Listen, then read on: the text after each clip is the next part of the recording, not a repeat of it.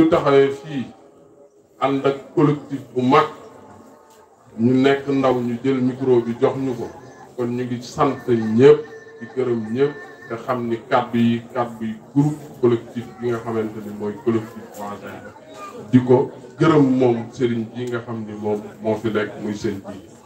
bu xëyee suba ngoon mu ngi dox luy rawale Bambilor ci diine ak ci lislaam ak ci lépp nag ngeen xamul ak ñu yëg ak ñu yëgul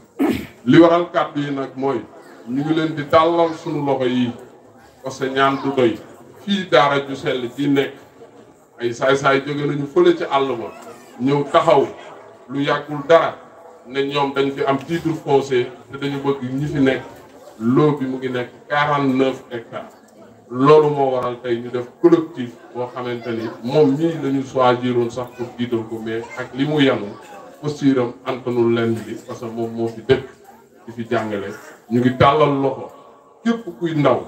ak ku kilifa nekk nga ñaanal ñu ba ñu bàyyi ak suñu kër yi nga xam ni moom la ñu yàlla jox wasalaam kàddu yu gudd na maa ngi jégalu bu baax sant ñëpp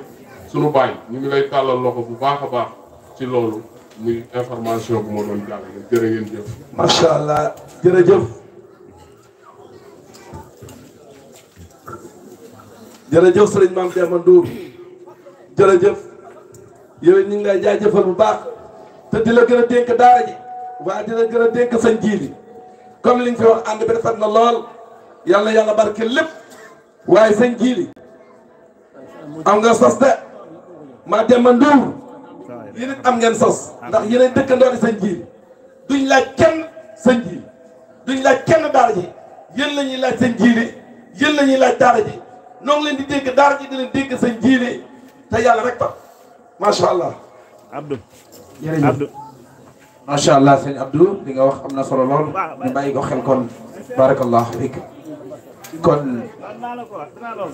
ba Cheikh Omar Sakho xam nga ñoo jàngal يا أيها الذين آمنوا قاتلوا الذين يلونكم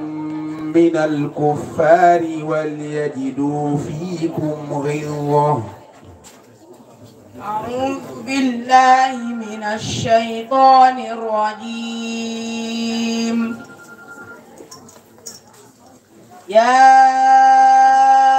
أيها الذين آمنوا قاتلوا الذين يلونكم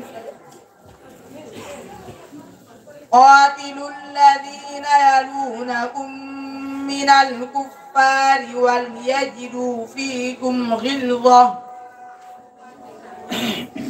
واعلموا أن الله مع المتقين وإذا ما أنزلت سورة فمنهم من يقول أيكم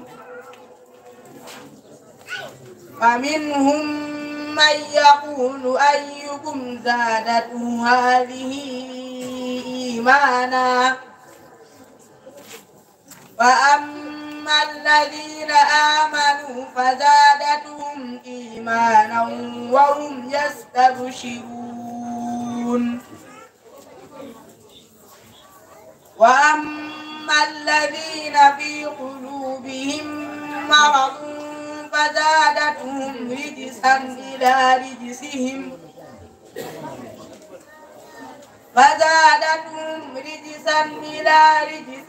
وماتوا وهم كافرون أولا يرون أنهم يفتنون في كل عام مرة أو مرتين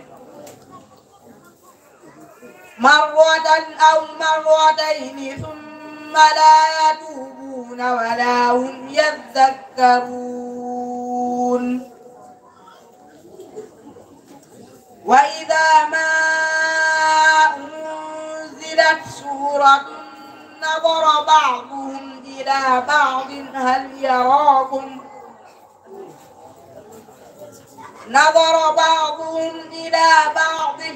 يراكم من أحد ثم ينصر